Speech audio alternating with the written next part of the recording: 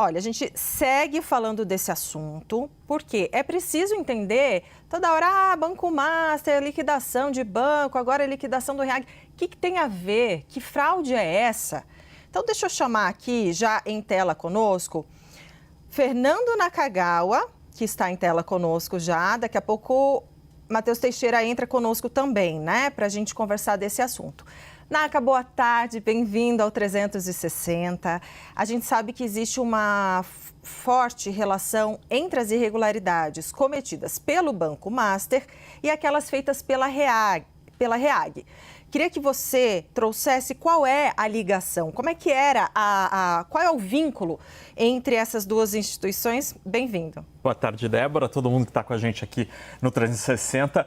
O que as autoridades informaram até agora, o Ministério Público e a investigação da Polícia Federal, Débora, é que Banco Master e REAG faziam parte de um esquema que se encontrava nas fraudes. Mas isso não quer dizer que essas empresas apenas atuavam de maneira incorreta, ilegal, apenas entre elas. Porque a REAG, antes mesmo dessa história toda do Banco Master, já estava sendo investigada por outros problemas. Por exemplo, a suspeita de que a instituição financeira tivesse acobertado operações do crime organizado. Mas o que a gente sabe até agora é que sim, havia uma relação de negócio entre o Master e a REAG.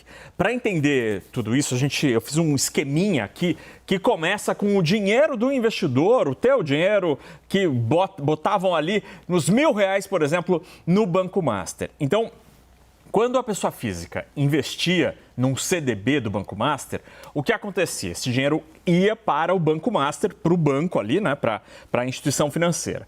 O banco pegava imediatamente esse dinheiro e emprestava para uma empresa laranja, uma empresa que era parte do esquema. Essa empresa laranja, por sua vez, pegava esses R$1.000 que recebeu do Master e investia na REAG, num fundo de investimento da REAG. Um fundo de investimento pega dinheiro dos seus cotistas, dos investidores, e investe em ações, em títulos, em papéis.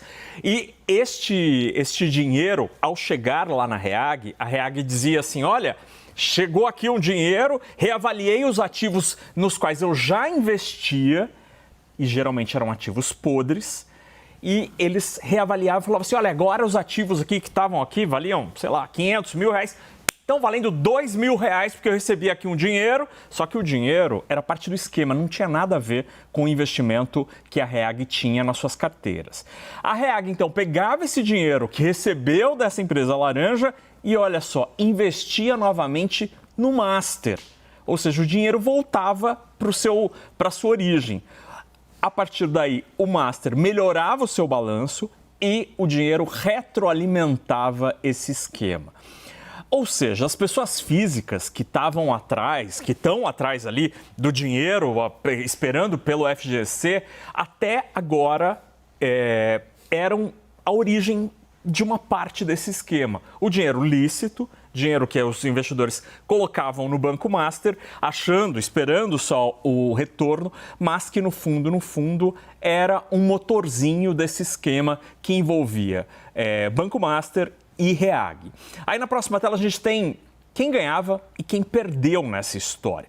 Quem perdeu nessa história, obviamente, os investidores que botaram dinheiro no Banco Master e os cotistas originais dos fundos da REAG, já que percebeu-se que boa parte dos ativos que estavam nesses fundos de investimento eram ativos que não tinham valor ou que eram marcados de maneira equivocada.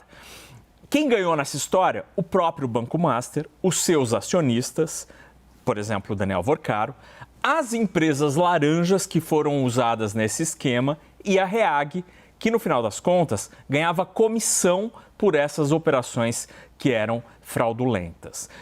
Estes são os perdedores e ganhadores. Obviamente, quem perdeu é a parte mais fraca dessa história. Mas aí, Débora, tem muita coisa que ainda precisa ser respondida. Por quê?